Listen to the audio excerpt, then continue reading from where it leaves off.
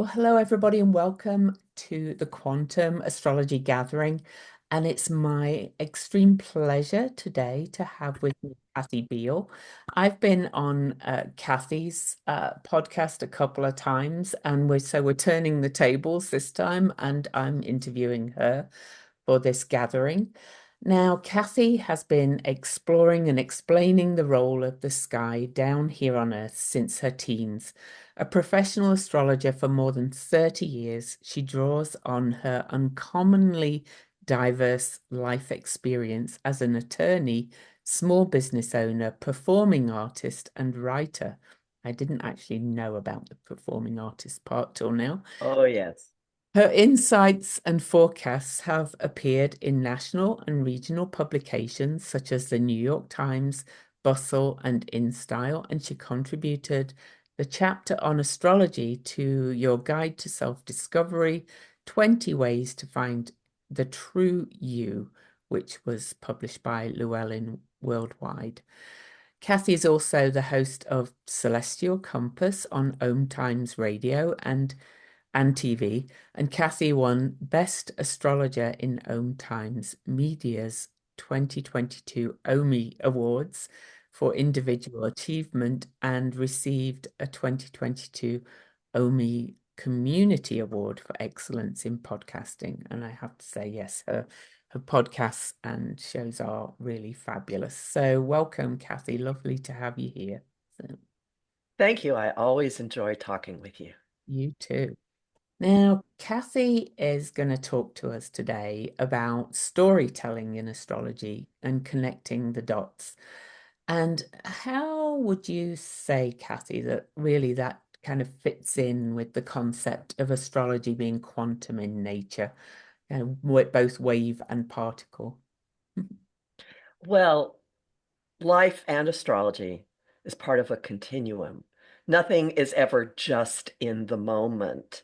Where we've been delivers us to where we are, and then we have choices about where we're going. And if we start to understand the backstory or the through lines, or look at a situation or a chart or a life or an event, um, as a story arc, we Mhm. can see what the spectrum of potentials is for how things could play out. And to the extent we have power, choose a different energy or choose the playing out or choose how we're going to express the energy that's flowing through us, which could then steer where the storyline is going. Definitely, I totally agree with you. So you have a concept of reframing common techniques in astrology to look for the story arc and project it forward. I love the way you frame that. But what would you say that means for you with common techniques, reframing common techniques? Oh, well, by that I mean you can go at this with any form of astrology that you practice. I happen to be heavy on transits. You can use progressions, solar arc directions, converse solar arcs, whatever, whatever house system you want. I don't care. The framework is to look at the situation as an ongoing, unfolding story, whatever it might be. And I would say that applies even just to the natal chart as well, wouldn't you? Oh, oh yeah, oh yeah. Yeah, instead of saying, say, for example, like I have a Mars-Pluto square, people might look at that and go, "Oh," you know. How would you kind of deal with somebody that had a so-called hard or bad aspect like that in their Well, I would talk to them about Mm, things that they have experienced that have something to do with that. I would listen to the language that they use because people unwittingly talk astrology when they come to you. mm, You listen to the words, listen to the questions, listen to the statement of why does this always happen to me? And there's information that a person could give that you could give me about what Mars Pluto has meant in your life, it doesn't mean that you have been, pounding people in the face all the time. Yeah, but there could be aggression an issue, or anger could be an issue in some way. But again, there could be a different motivation happening with you, or maybe you decided you wanted to study taxidermy. I don't know. There are many, many ways things can play out, and going in with a predisposed or preconditioned notion of it's got to be X is really limiting yourself. I'll also throw in here Mars Pluto isn't the only thing going on in the chart. And if a chart says something one way, it says it four, five, six ways. And the transits will highlight, well, any other predictive technique you use or interpretive technique you use will highlight other ways of coming at what the Mars Pluto issue might be. Yeah, definitely. And kind of that brings me to the idea that really it's astrology is so much more than technique. It's about that dialogue with the person too. I don't think really it's possible to do a really helpful or healing kind of consultation with a client unless you're listening as well as speaking, right? Would you agree? Oh, I agree completely. And I'll just throw in here that I had two defining cautionary tales very, very early in my life, in my early 20s, when my first couple of astrology readings were with astrologers with very strong personalities who told me the way it was and discounted Mhm. what feedback I was giving, including one who kept saying stuff that indicated that she had run my chart incorrectly and she was working off the wrong ascendant. So all the house placements were wrong. And then that during that time, people didn't really have programs at home. You would go to a bookstore and get the charts run. She, of Mhm. course, then blamed the bookstore. So I learned like what not to do. You do not tell a 24-year-old girl in a bad relationship you should consider any love life a gift from God. That is not helpful. All right. If that was Venus rising in Pisces. Like, no, no, that's not, no. Oh, So I've very careful. a If couple of you people are them. giving you feedback, and if you're telling them something and they're saying, that's no, no, no, it could be that they're blind. That is possible. People do have blind spots, and you can play with that. But more likely, you're being given character development information. Listen to it. Mhm. Oh, absolutely. Yeah, I agree. I've had some terrible astrology consultations, to be quite honest. I could offer many cautionary tales. And Oh, yeah.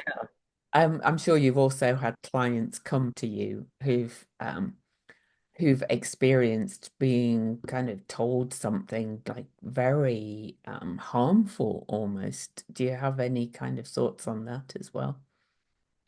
Oh, well, if someone deigns to give you a categorical statement of what will happen or something profoundly negative in your being, in your life, with no ideas about what you can do to address it, Mhm. that's playing God. That's playing the magician. We're messengers. We are not the source of the information. Yes, I love that. And as messengers, that's why we're telling a story, yeah. And Mhm. part of telling a story is kind of pulling together the threads of the story that's already there as well to move it forward. So you also talk about things like identifying the celestial clockwork, pertinent recurring degrees, aspects, influences, and how hard aspects, so-called, are from Mars, Saturn, and eclipses, for example, are timers. Could you expand on that a little bit? I kind of love how you frame these things. I'm sure you'd make a great teacher. Thank you very much. Mm, Well, once you identify,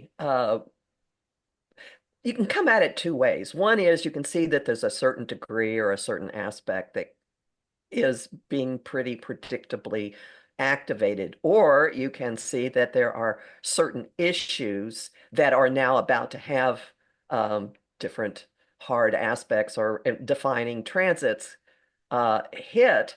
And through the years, like for example, during the Uranus-Pluto square, I was showing people and my students, we had these charts of here's when Mars is going to hit the degree of the square. Here's when Saturn's going to hit, well, not that, but here's when the moon's going to pull it in. And here's when there's a full moon where you're going to be assimilating it. And then you can just see when the clock hands are moving, moving, moving on the story. And so at least you see windows of time when something is going to be active in your life. And I will point out Tom Roma, who was an astrologer in the Philadelphia area who left us a few years ago, stressed in a couple of classes I took with him that aspects tend to show up. The effect of an aspect might show up right before it's exact, not the day, not the moment, but as it's building. And so if you have a chart with the clock schedule, Yeah. you can see like, oh, okay, on this date, and Mars hitting eclipse points, I have found to be really, really revealing Mm. for development. So that's one I would just invite everybody to start paying attention to. And if there is an aspect, or if there's a degree in your chart, like if you have a bunch of planets at a degree in different signs, which is common, or close to it.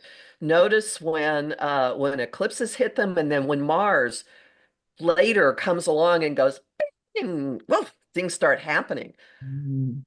Oh, that's an interesting thought. See, I learned something, a new little nugget every time I talk to another astrologer.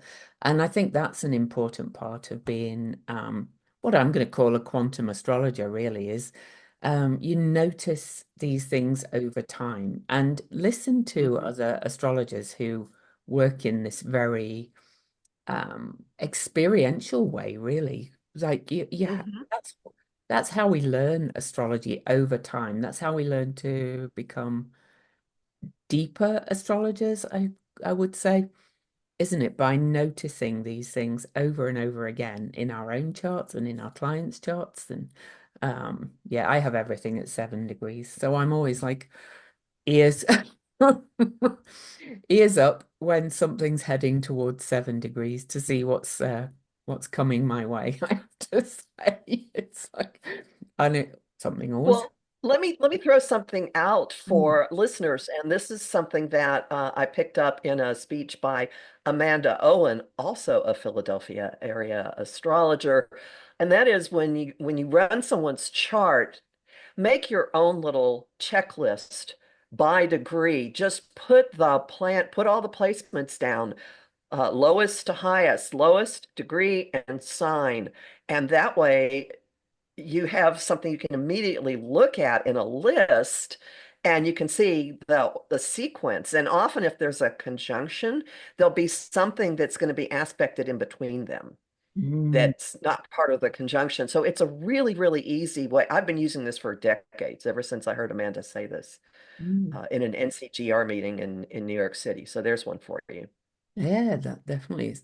I mean, I tend to have a real eye for it now when I just look at the chart. It's like, ooh, it just jumps out at me now. But I Hmm. think that's after many years of experience. I think, as you said, for other people, definitely making a list is fantastic. So, connecting the dots from past to present and projecting the line into the future. Um, you know, and probable energies. How do you convey kind of probability and possibilities and so on to your clients? Because I think, well, you already mentioned that to say this will happen. I mean, it's incredibly damaging. I've had people come and go, I was told this is going to happen in 2 years' time. And I'm like, no, we can't tell that. So, No. how do you convey it? But you can say what issues will be live. You Mm, can discuss what happened before. mm, And okay, so No guarantee it's going to play out exactly the same way, but let's look at the broader definition of what, what's the framework here? What are the core issues Mm, that whatever that previous action was play into? And eclipses are really, really good for framing in that regard. And So look at core issues and also areas of life mm, that have been that are involved in whatever is being hit, and what the person's instinctive reaction has been in the past. mhm, And again, the reason I find eclipses so interesting is you can say when the previous cycle was and what the houses are mm, that are involved and the areas of life, and if there are placements that are part of it too. But I love the moment when someone goes utterly silent as they realize what happened during those years. And then they go, okay, so the fact that you lost your job during that time doesn't necessarily mean you're going to lose your job this time, but there will probably be an issue having to do with how you work, where you work, what your career is, what your role in the world is, you know. and it might show up within yourself too. It might not come from out, Right. you know. An example for me is, sometimes I'm a little bit, well, sometimes we don't look at our own charts for a start, do we? As astrologers, Ew. it it just occurred to me this week that I really started my paid professional astrology business. I was a hobby for so many years. In the last Jupiter return in Gemini, that's when it really kind of took off. And I was like, oh, and now I look at the chart in a different way and I look where it is now. So, Mm. and another example, you probably know because Cassie and I both have a healthy interest, shall we say, in politics, and is um, is Kamala Harris's chart. She has Saturn going retrograde in at the top of her chart, and it's opposing some quite challenging natal aspects. But this is her second time around for this. She's done this Mhm. before, she's kind of learned it clearly. Would you agree? Would you kind of frame it with that as well? Yeah. Mhm. Well, yeah. Yeah. Yeah, you've been through, when I do talk to people going through the second Saturn return from that perspective of, all right, here's where the issues were simpler and actually more complex in a way when you were in your late 20s, and now you're deciding what you want to do with the next 30 years of your life, and what are you done with, and what do you want to solidify, and what do you want to consolidate and build on? That fits what we're talking about with her. Yeah, exactly. Yeah. Now, I'm really interested that you keep saying eclipses are so important. Do you mean all eclipses, or the ones that really aspect areas of the chart? Or do you just always look at the current eclipses and look back I to the I eclipse? almost always start a new reading with the framework of this is what's coming up for resetting in your life. Mm, For some people, it's much more in their face yeah. and personal if placements are, if there are, aspects to angles or the sun or the moon, even anything, I guess. Mm, Um, but it always sets the stage. It sets the stage for what are you dealing with? And because the eclipses are affecting everybody in your life, mm, it's not just you, and they're happening to the world at large. mm. As we can see at the moment. Yes. We can always see it. As we're well, yes, you can always see it, but they seem to be affected Yeah. big time at the moment. We're recording this in October, and yeah, and we just as one of the hurricanes is hitting Florida right now, so holding space for those people. Well, by the time people listen to this, they'll know how that turned out. But so uh, so we've talked about researching the backstory, but you're talking about public figures as well. I know you do a lot of presentations about like the royal family and other public figures because you're very interested in those areas of life.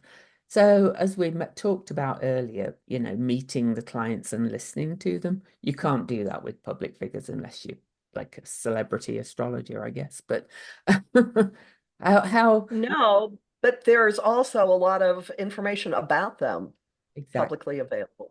Oh, yeah, I mean, yeah, I know that, but I would love you to tell the listeners kind of how you really kind of what you would look at that's publicly available because Kathy's really good at this. She comes, these things about what's happening with the royal family. It kind of generally plays out the way. I know it's scary. So if you look at stuff this way, there's a really it's possibly to be incredibly accurate. Mm, I do all of this oddly for a couple of reasons. And one of them is that public figures play out the astrology. They're like it's like mythology in action. And my Facebook group, the Astro Insight Lounge, focuses on how astrology plays out here on the ground. And part of it is because I am endlessly fascinated by the correlations, and part of it is as a teaching tool. mm, And I'm myself not all that interested in the royal family, but boy, do their charts tell stories. mm, And eclipses seem to be hugely important in major developments in that family too. So it's a way of feeding the interest of people who've been, watching The Crown. There are a lot of people who just are big royal fans.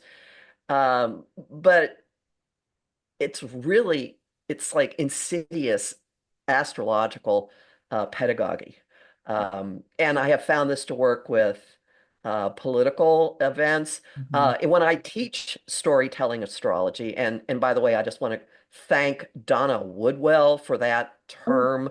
She dubbed that. She gave it to me. She was the founding editor at Astrology Hub, and I was one of her writers, and then she gave me that there. So I just want to put it out there. Donna Woodwell thank you. told me to call it that, and I went, yay. So when I teach storytelling astrology, I will use charts of people that the students are likely to be familiar with, and one of my favorite and two things about this. Okay, thing one of my favorite things to do is to not give the identity of the person and to go through when very specific events happen, defining milestone events and show what the aspects were and see if people can guess.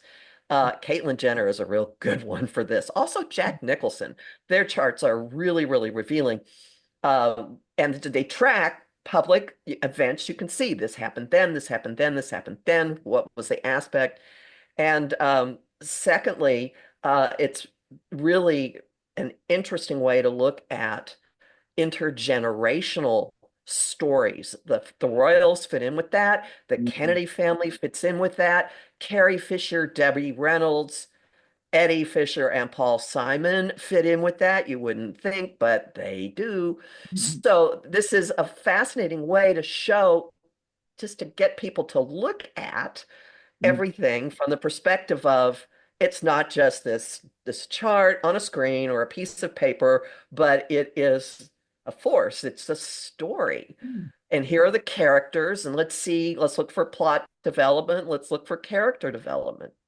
Because the natal chart really is it's just a map of potential, I would say, and how we, yes, some of it, is kind of unintentional, especially when you're younger, but I'm kind of little bit passionate about everybody becoming their own astrologer to a degree, at least knowing the very basics of their astrology Mhm. and then reading what's going on in life and uh, reading a blog or listening to videos and knowing, well, this eclipse is happening here and kind of just knowing enough to kind of know yourself rather than having to rely on an astrologer all the time. So would you say that part of your work is calling it storytelling astrology, but is helping the client or the people you teach to create their story, to tell the story of their life in a new way. Yes. Yes. And to realize that they have an element of control over what happens. Yes, you can't make someone give you a job or a specific job or that sort of thing, but you can learn what the driving energy is in you that needs to be expressed, and often what is tripping you up if you're ignoring certain things. Hmm. And you can also use this to see what influences in you, in your chart, in your upbringing, have inclined you toward certain consistent decisions. And maybe when you look at it more as this didn't happen to me, but these are my impulses, you can start to move it slightly differently. I find this, I mean, one thing that's possible with this is to arm people with topics they can take to therapy. Yes, How else can I do this? How, yes. whatever it is. And there are also some very specific issues that astrology can give you immediate insight into. So if you've got abandonment issues, if you have food issues, there are things you can look at. If you have, uh, you know, a lot of stuff has to do with what you picked up about the relationship between nurturing and food, or the relationship between your parents, which should sound like the sun and the moon to people who are paying attention, or the role that Saturn played with all of this. If there's some way in which you always feel less than, I always look at what's going on with Saturn. If someone's really, really hard on themselves, or they think of themselves in really limiting terms, that's a useful place to start, to say, where did this story come from and what can you do to change it? Hmm. Yeah, and deal. I have consistently found that whatever these issues are, they usually lock into place by about the age of 4. Yes, it's true. They do. And often people kind of they a lot of people um don't really have a memory of where those things came from because of that age, being so young. And it can, I think it can unlock the potential to create this new story in your life. That's been my Mhm. experience for me personally. We talk about mention my Mars Pluto square, which is kind of aspecting everything else in my chart.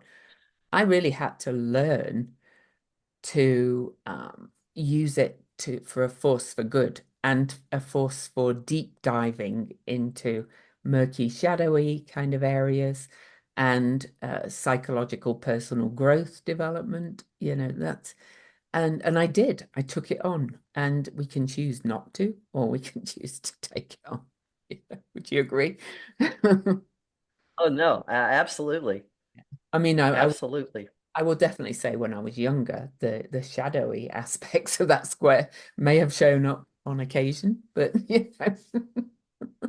So, Mhm. astrology, and I loved that you said it can identify areas that then people can take to therapy. I Mhm. personally regularly say to people, this would be a really good time to explore this or find this kind of therapy to help you, or, I'll suggest books. Do you have kind of like a whole list of referrals, if you like, not necessarily names, but kind of more referrals to types of work that could help them through a more challenging period, shall we say? Oh, definitely, definitely. There have been an ever-changing group of practitioners I've sent people to for a variety of things. And I've also recorded guided visualizations with, I have one with Saturn, I have one with Uranus, I have one with Pluto. And if someone's in a really bad space, I'll just give it to them, but they're very modestly priced. So Yeah. I'll often let people know, hey, this is here if you want to go Hmm. listen to this. And I do an Amazon affiliate thing as well, so I'll send them a link to books, things like that. Bunch of books, yeah. I might Mhm. earn 5 cents for if they buy it through my link, but But hey, it all adds up, doesn't it? So, It does. so that kind of adds to my mind the concept of astrology being quantum in nature. I think to become an astrologer who's more interested in helping people kind of grow, heal, whatever you want to call it, understand themselves deeply. I don't think you can just learn astrology techniques at all. I think you have to bring so much, and then you don't have to learn everything about every subject, of course. You don't have to go and become a therapist and become a this and become a that. But how does I've always fascinated that you are an attorney and a performing artist. Let's look at those. How does those kind of experiences and trainings help you in your astrology? Because I think how what we bring everything into our astrology work if Mhm. we want to become the best Well, as we can be. Yeah. the attorney experience plays out in a couple of ways. And one is um, that I have been exposed to all kinds of issues. And so I can understand the realities of things that people are talking about, particularly having to do with uh, there's some people that specialize like in abuse. Mine seems to be gay rights. All right, that's just a big ongoing theme. I do know how courts go. I understand because I've done trial law, I've done wills and estates, so I understand that. Uh, but I also had what's called an office practice. I did transactional law. I help people write things, build things, Mm. form businesses and stuff. And to do that well, you have to talk to people. And so I learned a lot of counseling techniques through that. And I also learned the necessity not to make decisions for people.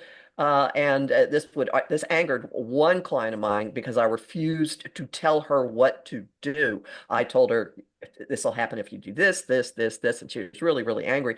And finally, she said, "What would you do?" Well, I'll tell you what I would do, but I'm not telling you to do this. I adamantly refused to take responsibility for people's actions because then the blame comes back on you when it doesn't play out the way they want. And that carries over into my astrological practice Mm. in a big way.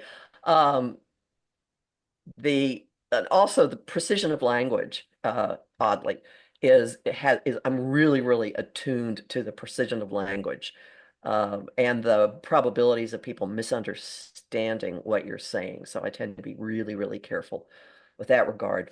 As for the performing end, I mean, I'm a singer. I've done all kinds of I won't even go into details. I'm also an actress.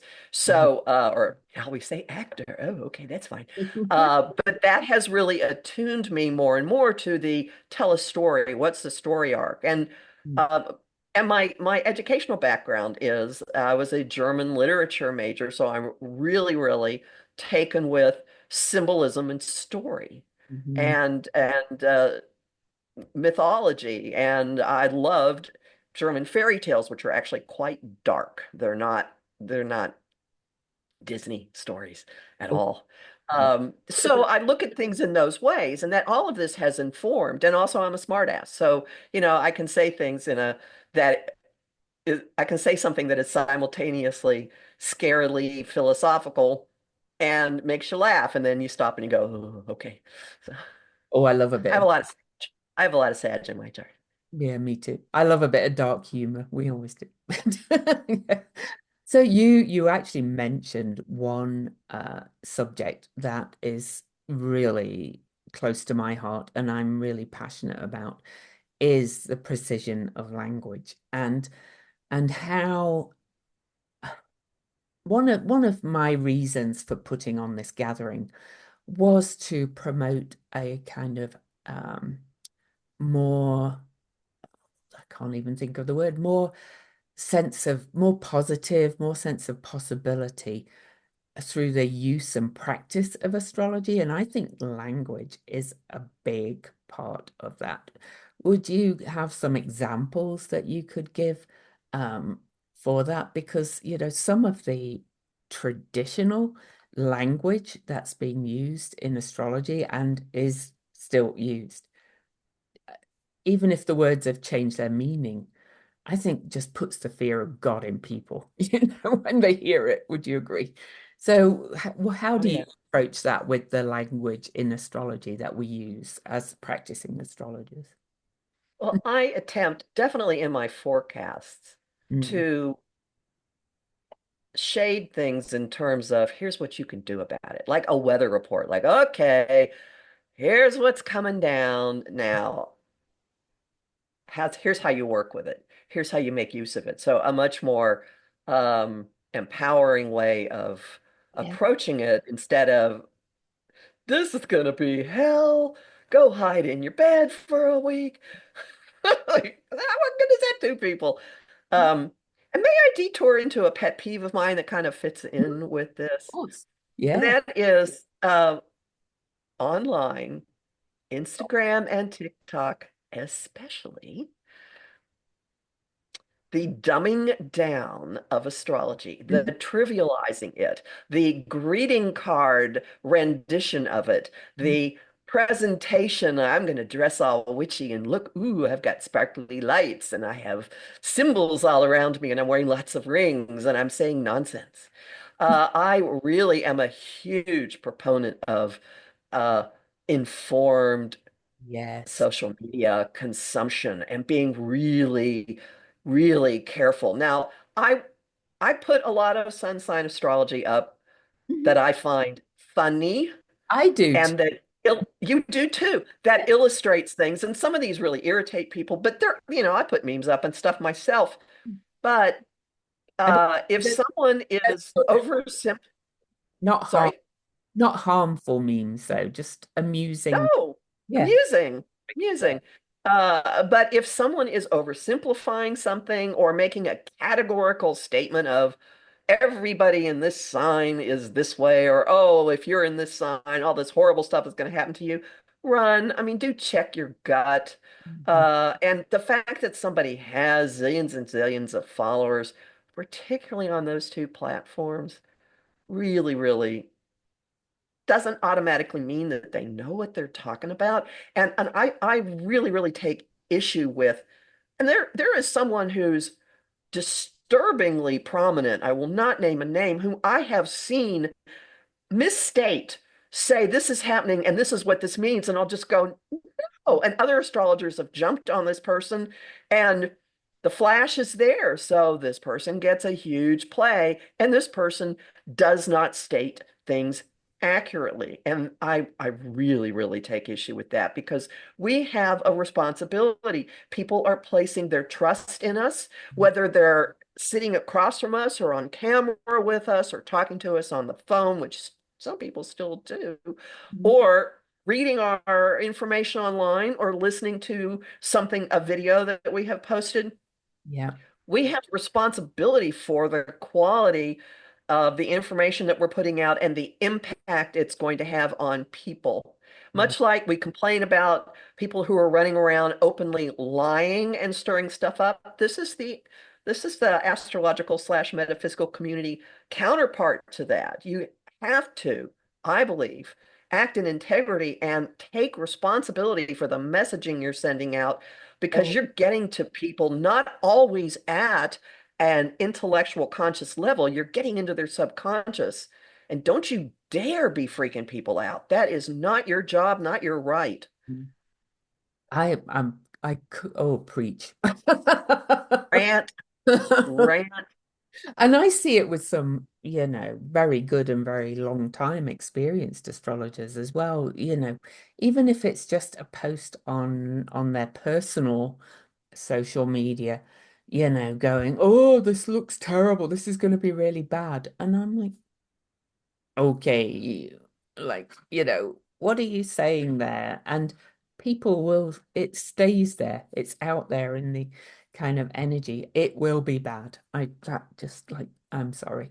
Well, and let me elaborate on that. Sometimes, if you just look at an event Hmm. and aspect in the moment, Yeah. you're not looking at where it came from and where it's going. Sometimes you can go through something extraordinarily unpleasant and it leads you into something much, much better because it's part of the continuum.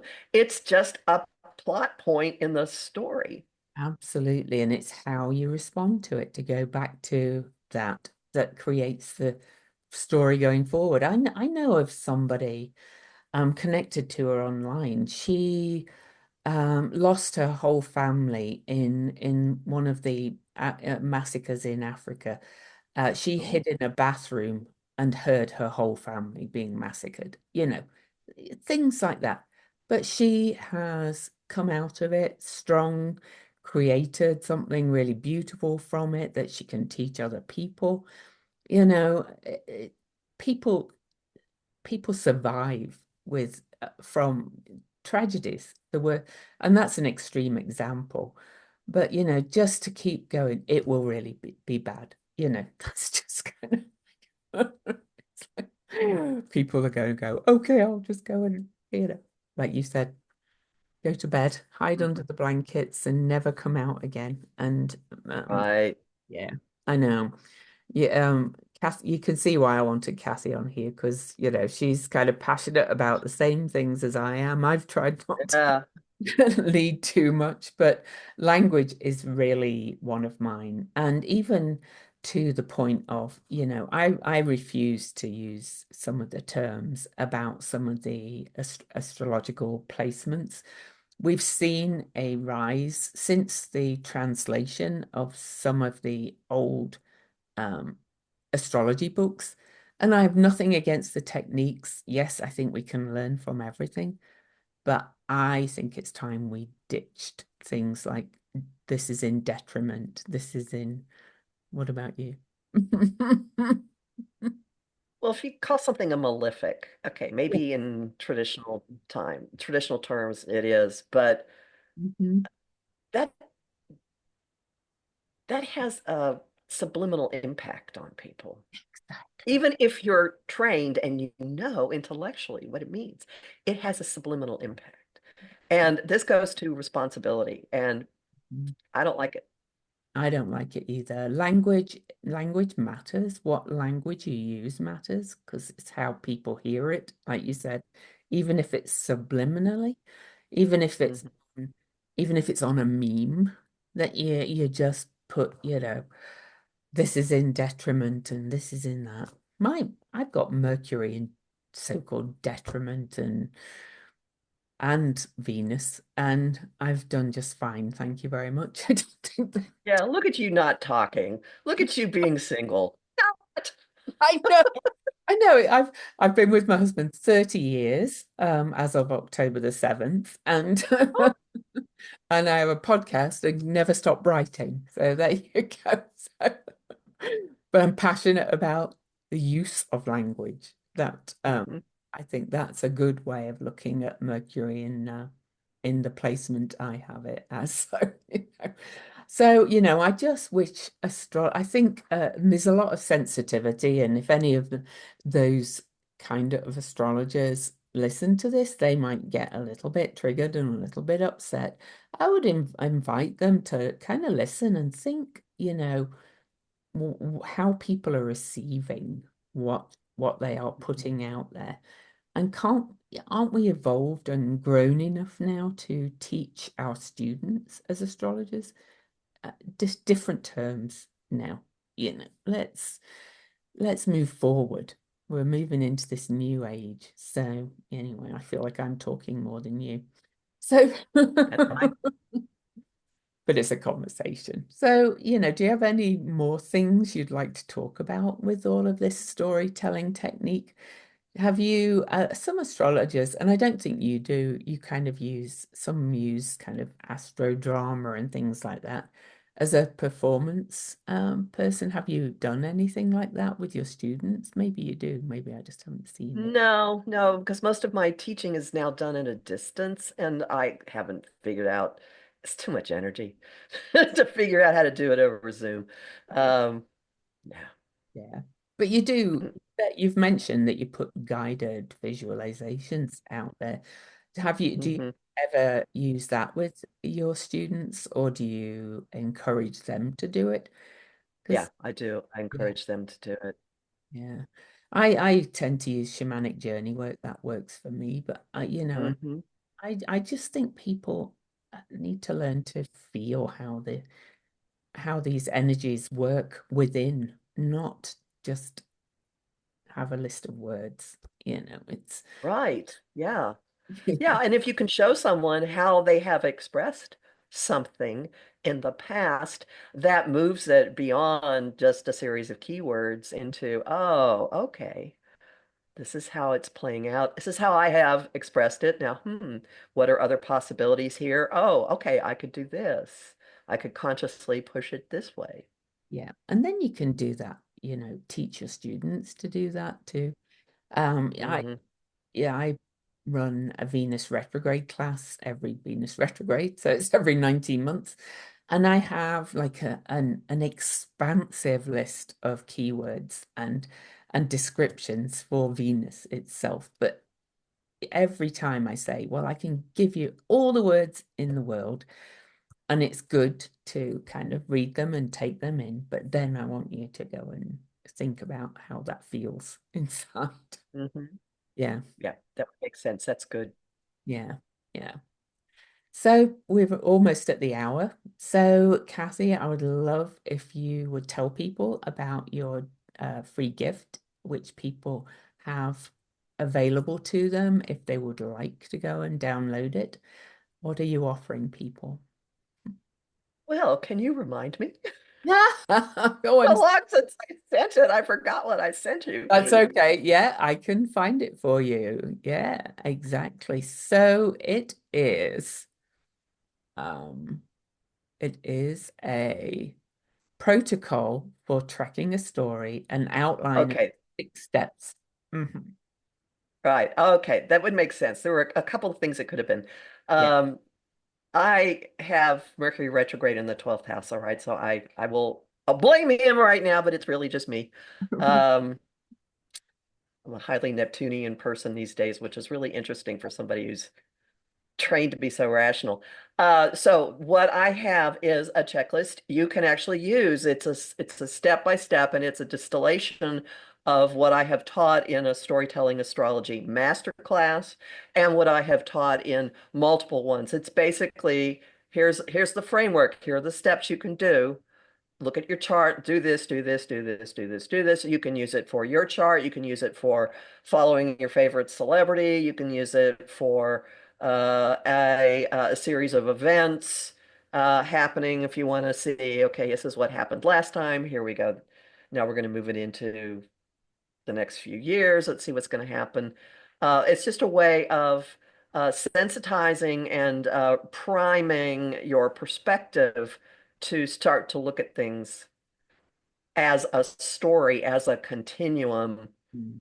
rather than as like some people look at discrete cycles, like financial astrologers will look at the Jupiter cycles, Jupiter Saturn cycles, that sorts of things. But rather than just looking at discrete cycles, look at the totality of what's Mm. the picture, what's the storyline, how to find it, how to pick something you want to follow, and then real easy steps for how to follow it through.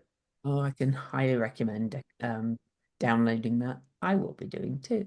So, because that's one thing I love about astrology. It's endlessly fascinating, and you can learn something new every single day as, Every day. as an astrologer. And where else can people find you, Kathy? You mentioned the Astro Insight Lounge. I'm in that group. I love Kathy's groups, actually. They're fantastic. That's how we Thank you. Yeah, I love it when you participate too. Thank you. I like to see you there. So on Facebook, my main page is Empowerment Unlimited, and I have a group where people can post that is focused on what's going on. It's called the Astro Insight Lounge. It's about astrology on the ground. My website is empowermentunlimited.net, like safety net, and I have a spoken podcast for every week, 10 minutes or so, and there's a written transcript. I have a forecast for every month, every new moon, every full moon. Those are written on the site and then they're recorded, and everything is also at my YouTube channel, which is professional Aquarian. I did this all piecemeal, so it's not like neatly branded. I have a South Node in Gemini. So how many different ways can we do this? I also have a My Patreon. moon in Gemini appreciates that. I also have a Patreon, patreon.com/Kathy Biehl, and there are multiple levels of information there. And one of them is Ask Me Almost Anything. Once a month, people can submit questions and we'll just sit and chat and hang out for half an hour, 45 minutes. Um, and my show on the first and third Monday of every month at 5 p.m. Eastern on Om Times Radio and Now TV. So you can see me in various states of what happened to her hair today. Um, uh, and I have really, really interesting things. I mean, I tend to talk to people who do things that I personally find fascinating. Mostly there is an astrological overtone to it, but not always. Often tarot. I'm talking to a writer of ghost stories for Halloween. I've got people who've designed all kinds of interesting decks Mm, coming up, and then lots of 2025 predictions in the hopper. So. yeah, I think I'll be doing that. Kathy's so much Sag, so like me with that Gemini Sag. We're just massive content producers. It's like how can But we now, oh, I must do this. Oh, yeah. I also have for people to know. I have this problem. I'll be watching something like a biopic, or I'll be watching something in the media, and things will just erupt inside me, and I have to write about them. Like the final season of Better Call Saul had Easter eggs. It was all about Saul's Chiron return. I went crazy with that one. I write about the doctors in Doctor Who, what happened with Star Trek, and how everybody lines up with the launch chart. If a piece comes up that brings a person back into the spotlight who used to be big in the middle of the 20th century, Mm, I don't know. I'm forced to go write about, oh, Dean Martin. Okay, we're going to write about Dean Martin today.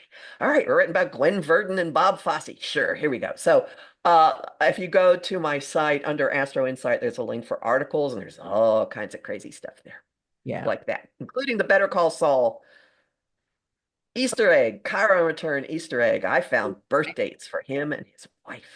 really, I had not found that article, so I'm going to go and look for that one too because I love that show.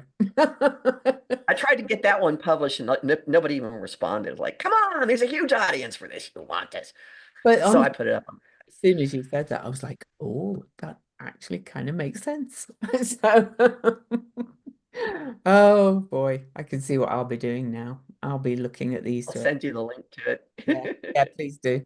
Well, thank you, Kathy. This has been an absolute joy. And I hope that, when you guys listen to this, you listeners, that you will follow Kathy everywhere and download that fabulous free gift. And just thank you for joining me on this time. Oh, I'm honored that you asked me. Thanks very much.